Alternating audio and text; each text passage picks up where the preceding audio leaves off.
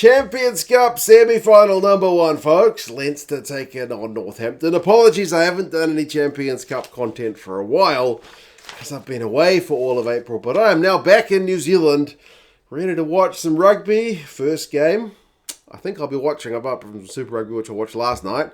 So Leinster taking on Northampton, which is a 4:30 in the morning kickoff for me, which is not a great treatment for the jet lag. But hey, it's a big game and it's at Croke Park, so it's going to be a massive, massive crowd for this one. Both these sides coming into the semi-final with some pretty impressive wins. Northampton beat the Bulls 59-22, although that one was clouded with a bit of controversy with the Bulls having picked a less than full-strength side. Leinster knocked out the reigning champions 40 points to 13 pretty comfortably in the end. That one was expected to be a wee bit closer, but Leinster maybe exercised a few demons and put themselves another step closer to getting that elusive next star.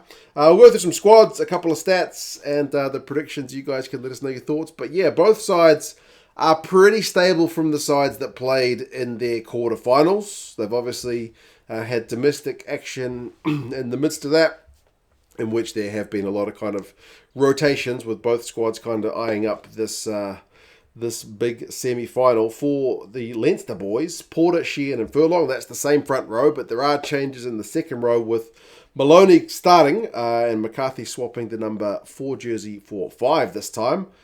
Jason Jenkins drops to the bench. Ryan Baird, Josh van der Fleer and Doris are the back row, so van der Fleer starting rather than being on the bench. So yeah, pretty stable. All the kind of same fellas. Just a couple with different jersey numbers on their backs. Gibson, Park and Byrne, that's the 9-10 combo. And then James Lowe on that left wing. Goodness me. Like, I missed the quarterfinal, but 3 try assists, 2 tries. And some bloody silky skills from that Leinster backline. I have seen bits and pieces of it, but yeah.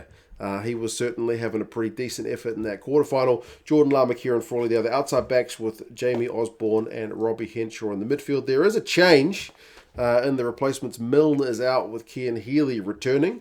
Milne conceded a few penalties in the quarterfinal, so Cian Healy will be looking to keep that area of the game clean. Ronan Kelleher had made 14 tackles from the bench in the quarterfinal, so not a bad shift for a substitute. Alatoa, Jenkins, Conan, McGrath, Byrne, that's the Harry, and then Jimmy O'Brien there as well. So pretty stable stuff, just a little bit of kind of changes with the return of Healy, a couple of the locks changed, and no Will Connors for this one as well.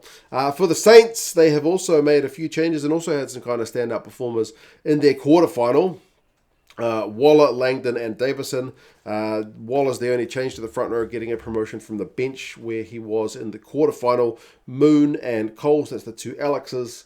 In the second row, Laws, Graham and Augustus in the back row. Augustus made a bunch of tackles in that game against the Bulls as well. I think he also had 14. Laws managed to get himself on the scoreboard, which was pretty impressive. Alex Mitchell, Finn Smith, 9-10. Finn Smith, pretty, I'm just going to say he's a more excitement machine player than Ross Byrne.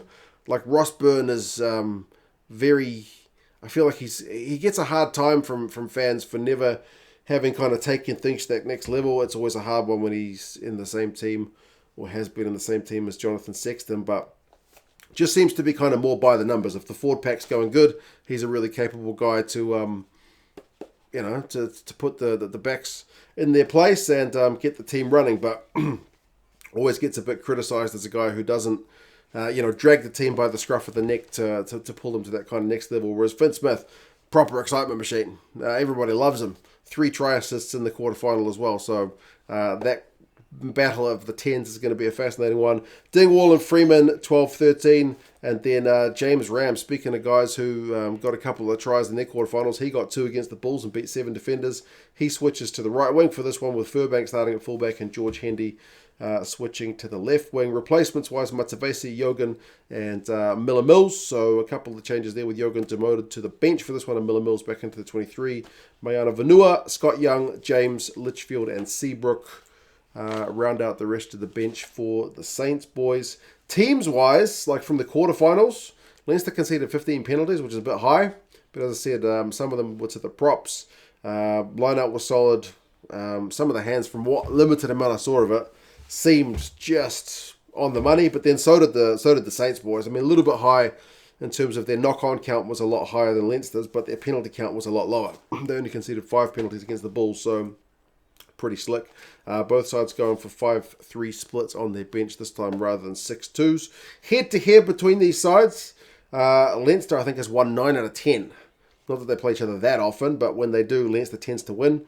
They won their most recent match, which I believe was in 2020, 35-19. So they've tended to have a pretty good run over the Saints boys. But that being said, if you are looking for a team with Toms or Alexes, you want the Saints. That's your team. 34% of the Saints side is named either Alex or Tom/Tommy.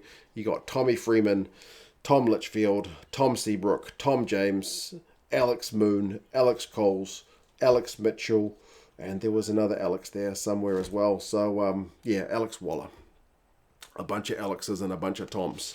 That's an incredible stat. It is on at Croke Park, which is going to be special. Matthew Raynell is the ref for this one, but Leinster are the massive favourites. I mean, massive 14 points. That's pretty convincing for a semi-final.